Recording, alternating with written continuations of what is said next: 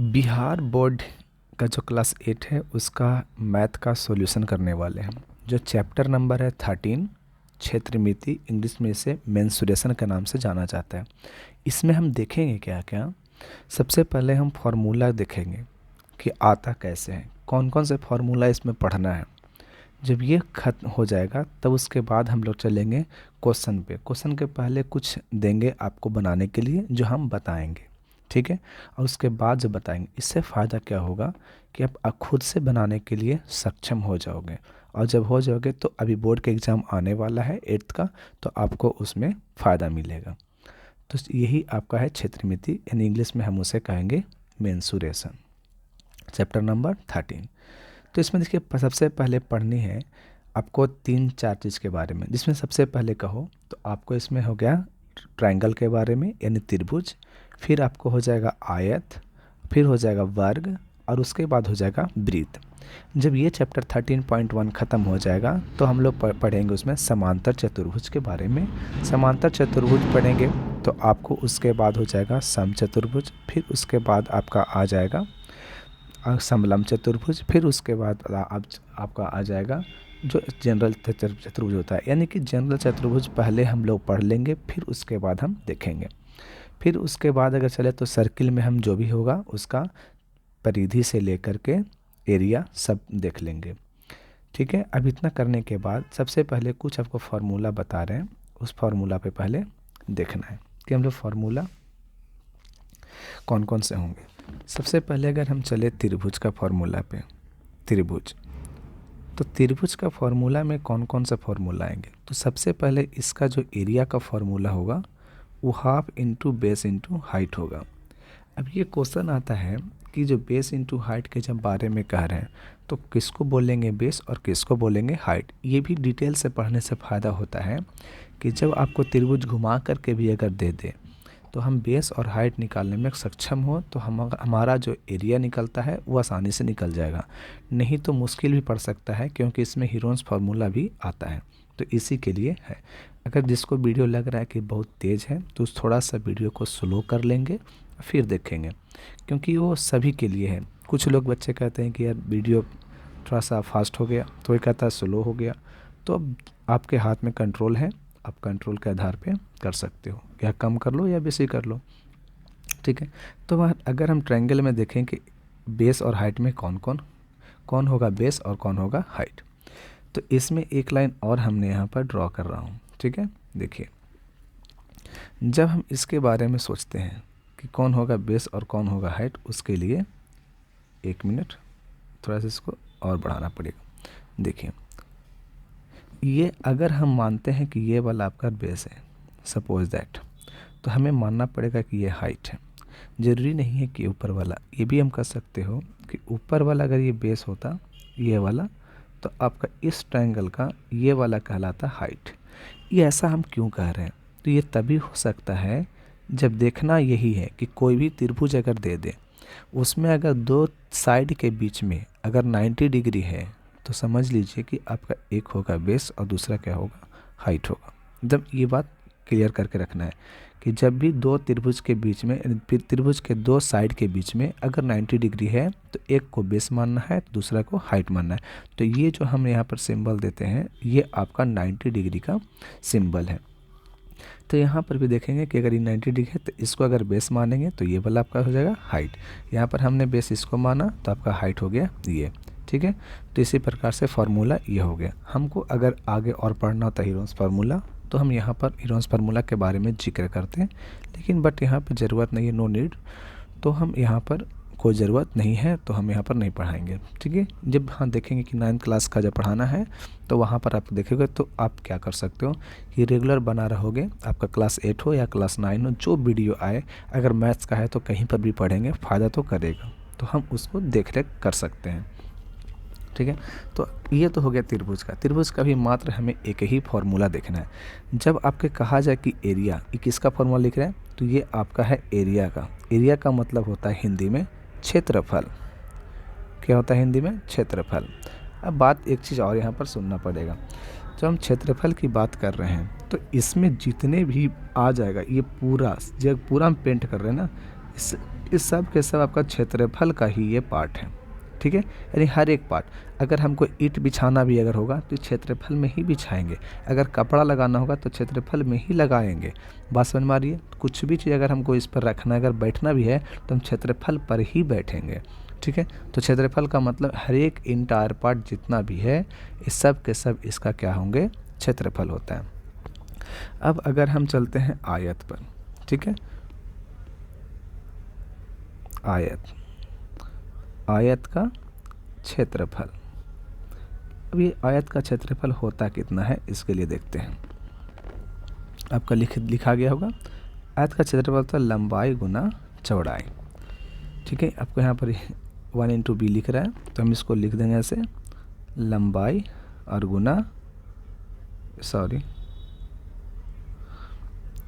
लंबाई, ठीक है, मल्टीप्लाई होता है चौड़ाई का, ठीक है।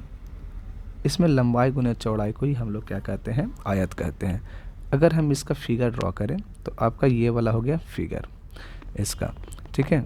अब ये लंबाई गुना जब चौड़ाई है तो इसमें ये क्वेश्चन आएगा कि कौन सा आप कहोगे लंबाई और किसको कहोगे चौड़ाई। तो इसके लिए थोड़ा सा अगर हम दिखा दें तो थोड़ा सा ध्यान दे करके देखना है।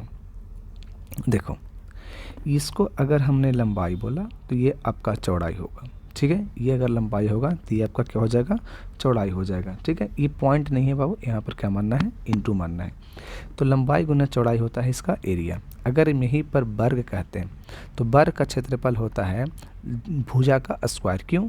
क्योंकि वर्ग में दोनों बराबर होता है। जब दोनों को हम गुना करते हैं तो आप एक्सपोनेंट में पढ़े हो कि अगर एल गुना एल किया जाए तो आपका एल स्क्वायर होता है। इसीलिए जब हम लोग वर्ग का क्षेत्रफल करेंगे तो आ जाएगा एल का स्क्वायर, यानी कि भुजा का स्क्वायर, ठीक है। तो ये तो होता है किसका? आयत का।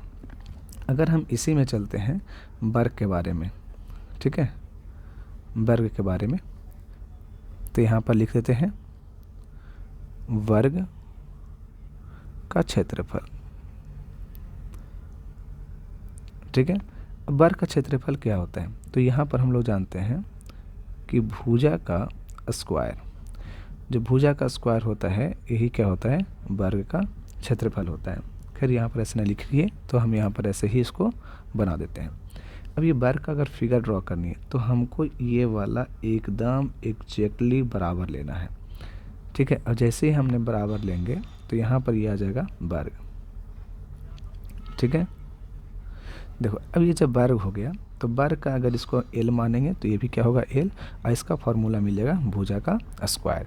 इसके बाद आपको एक और फॉर्मूला याद रखनी है जिसको बोलते हैं सर्किल। सर्किल का मतलब वृत्त। अगर हम सर्किल लिखेंगे यानी कि वृत्त का क्षेत्रफल, तो ध्यान देना है वृत्त का क्षेत्रफल। अब वृत्त का क्षेत्रफल कितना होता है? वृत्त का क्षेत्रफल जो होता है वो पाई आर स्क्वायर होता है, ठीक है। पाई आर स्क्वायर होता है। इसको अगर ऐसे नहीं लिख सकते हैं तो हम लोग यहाँ पर ऐसे लिख लेंगे कि पाई आर स्क्वायर। अब ये होता कैसे है? जब हम यहाँ पर सर्कल ड्रॉ करते हैं, ठीक है, ये इलिप्स हो गया क्या? ये इलिप्स हो गई। अगर हम सर्कल यहाँ ड्रॉ करते हैं तो सर्कल में जब देखते हैं हम लोग तो ये हो गया रेडियस, ठीक है, और यही कहलाता है रेडियस हो गया। और इसी को हम लोग बोलते हैं पाई आर स्क्वायर, यानी कि ये हो गया इसका वृत्त का क्षेत्रफल। अब जब इतना हमने सीख गया, चार चीज़ हमने सीखा अभी कि त्रिभुज का क्षेत्रफल को बोल सकते हैं half into base into height, ठीक है, half into base into height. आयत का क्षेत्रफल लंबाई गुना चौड़ाई एल इंटू बी। और वर्ग का क्षेत्रफल भुजा का स्क्वायर हो जाएगा। और यहाँ मृत नहीं होगा बाबू, यहाँ पर क्या होगा? वृत्त। वृत्त का क्षेत्रफल कितना होगा? पाई आर स्क्वायर।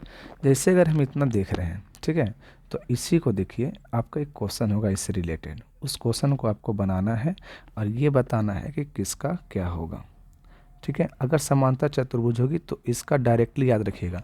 समांतर चतुर्भुज कहीं भी हो तो वृत्त, समांतर चतुर्भुज कहीं भी हो, ध्यान में ये रखना है कि जो हमारा त्रिभुज का क्षेत्रफल होगा उसका दुगना। तो त्रिभुज का क्षेत्रफल को अगर बेस इंटू हाइट हाफ माने थे, ठीक है, तो यहाँ पर ये हाफ को काट देना, यही आपका बेस इंटू हाइट, बेस और इंटू हाइट, ये आपका बन जाएगा समांतर चतुर्भुज का क्षेत्रफल। ठीक है, अब जब इतना है पता तो अब हम इसको क्या करते हैं, आते हम लोग अपने क्वेश्चंस पे। एक मिनट, कहाँ चला गया ये, नीचे आ गया। ठीक है, चलिए मिलान करते हैं, मैच। तो पहले बताना है वृत्त, ये बंद समतलीय आकृति वृत्त का क्षेत्रफल कौन हो सकता है। तो बताया था वृत्त का क्षेत्रफल पाई आर स्क्वायर। तो इसको अगर हम लिखाते हैं तो इसका आपको मिल जाएगा यहाँ पर। ठीक है, इसको कहाँ मिल जाएगा, अच्छा वहाँ पर है इसीलिए घबरा रहा है, एक मिनट।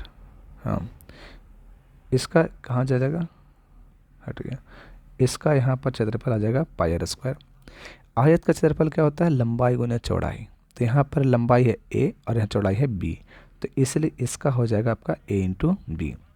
इसका देखोगे अगर तो बेस हो गया इसका a, तो हाफ तो होता, बेस की जगह पर हो गया a और हाइट की जगह पर हो गया h, तो half into a into H.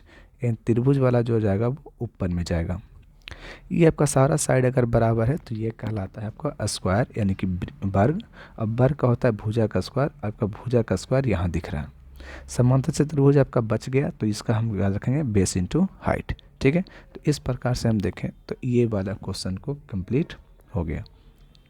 अब आपको उसी तरीके से आपको पता चल गया तो आपको यहाँ पर क्वेश्चन बनाना है जहाँ पर भी आपको मिलेगा पाई। ठीक है, जहाँ पर आपको पाई मिलेगा तो पाई के जगह पर देना है 22/7। जैसे कि क्वेश्चन है कि निम्न ज्यामितीय आकृतियों का उनके क्षेत्रफल को मिलान कीजिए। तो इसका क्षेत्रफल अगर निकालना है तो इसका तो होगा पाई आर स्क्वायर। ठीक है ना, अब जब पाई आर स्क्वायर होगा, पाई का वैल्यू हमने 22/7 रख देंगे। आर स्क्वायर, आर यहाँ पे कितना है 14, तो 14 का हम लोग 2 बार लिखेंगे, क्यों, क्योंकि स्क्वायर था। अब हम इसलिए इसको लिख लेंगे क्योंकि अब काटना आसान हो जाएगा, ये 2 बार में कट गया। अब जैसे ही कट गया तो आप इसको कैलकुलेशन करो, तो 14 दूना 28, या तो 22 दूना 44, 44 को हम गुना करना है हमको 14 से। ठीक है, अब कैसे गुना करोगे, जितना जल्दी हो सके कर सकते हो। 14 गुने अगर हम 2 करते हैं, 44 का 2 करते हैं तो कितना हो जाएगा 88। ठीक है, अब वाला फास्ट करो, ऐसा आपको हम यहाँ पर भी सिखाना चाहते हैं। 44 गुने 14 एक लाइन में, इस 4 चौका 16 बचे कितना 1, इधर से करो 4, इधर से करो 4, 8, 8 हो जाएगा 9। अब इधर से करेंगे कितना 4, तो 496 इसका हो जाएगा, सॉरी 496।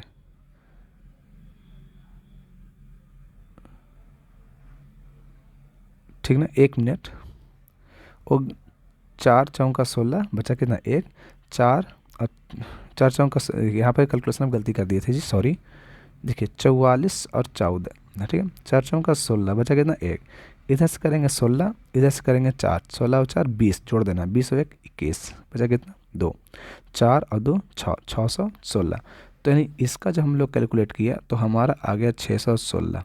और जब भी एरिया होता है तो स्क्वायर में होता है, तो इसलिए इसका एरिया तो हमको मिल गया 616। जब हम आते हैं बेस बी और सी में, तो ये आपका है आयत। आयत का जब क्षेत्रफल कोई पूछता है तो डायरेक्टली दोनों को गुना कर देते हैं, एल गुना बी। यानी आपको करना क्या है, तो इसमें आपको करना है 12 को 20 से गुना करना है। तो 12 दूना 24 और 1 0 था तो 240, तो इसका आंसर हो जाएगा ये। आपको बचा हुआ है आंसर कर सकते हो, और नहीं तो बना सकते हो।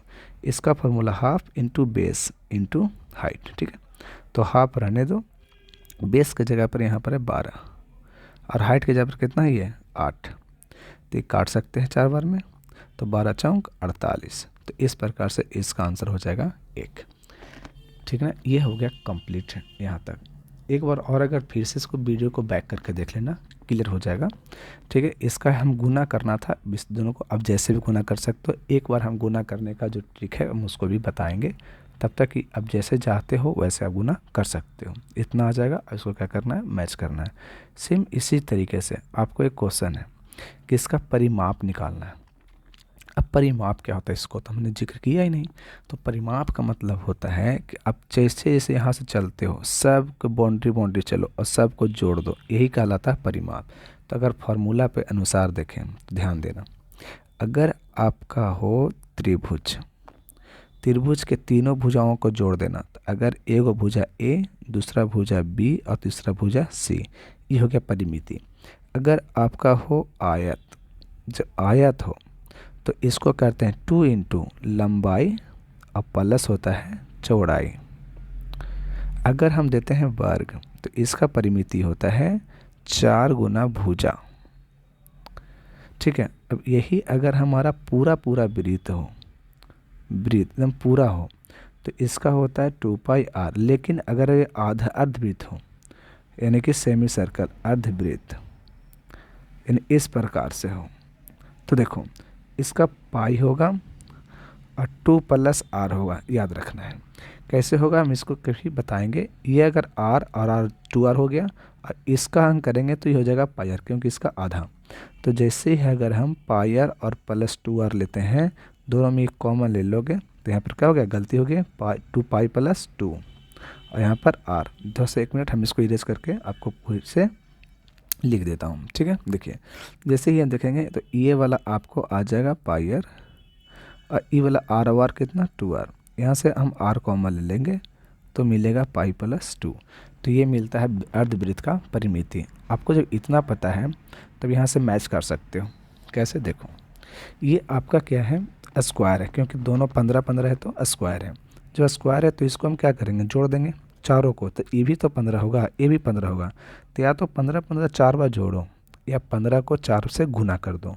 तो हम 15 से जब 4 से गुना करते हैं तो आ जाता है 60। यानी इसकी आंसर तो हमें दिख गई है कि थर्ड इसका आंसर हो जाएगा। इसी प्रकार से अगर हम इसको देखें तो क्या है, सेमी सर्कल। इसके लिए क्या बताएं, फार्मूला ये है। तो आर कितना होगा, ये वाला 14। ठीक है, पाई प्लस 2, पाई का वैल्यू 22/7 और 2 हो गया, प्लस है, सॉरी प्लस है। ठीक है, अब इसको क्या कर सकते हो, या तो इसको तोड़ सकते हो या तो फिर जैसे भी है कर सकते हो। देखो 7 एलसीएम ले लो, 7 एलसीएम मिलेंगे ना, तो ये तो 22 रहेगा और प्लस हो जाएगा 14। ठीक है, अब ये 7 से कटेगा 2 बार में तो 2 हो गया, 4 और 2 6 और 2 1 3 36, 36 दूनी कितना हो गया 72। यानी इसकी आंसर क्या मिल गई, 72 ए।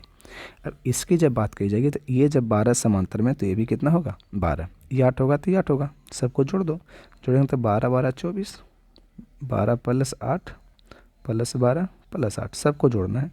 तो ये हो गया 20 और ये भी हो गया 20, तो 20 20 40। तो इस तरह से इसका आंसर आ जाएगा 40। ठीक है, यहाँ तक क्लियर हो गया होगा। ठीक है, अब हम इसके बाद क्या करते हैं, अगले वीडियो में सॉल्यूशन करेंगे चैप्टर नंबर 13.1 से। अभी इतना ही छोड़ते हैं, ठीक है, ताकि एक दिन में कंप्लीट हो जाएगा। तो इसके बाद फिर हम नेक्स्ट वीडियो चलेंगे।